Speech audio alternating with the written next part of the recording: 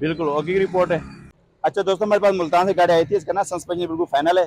पीछे कमानी हटा के हमने शाक स्प्रिंग वाला सिस्टम किया है और आगे हमने शाक रिपेयर किए हैं। तो अब आपको इसकी मतलब रिजल्ट चेक कराता हूँ मैं वर्किंग का, क्या रिजल्ट है इसका। क्योंकि पहले बैक साइड ना हार्ड थी ये, और आगे भी शाक हार्ड थी, लेकिन पीछे मतलब काफी हार्ड था। मैं सस्पेंशन चेक कराता हूँ किस तरह है। ये देखो ना,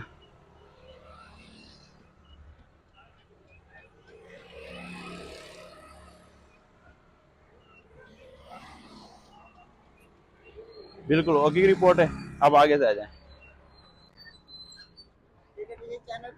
हाँ जी, अच्छा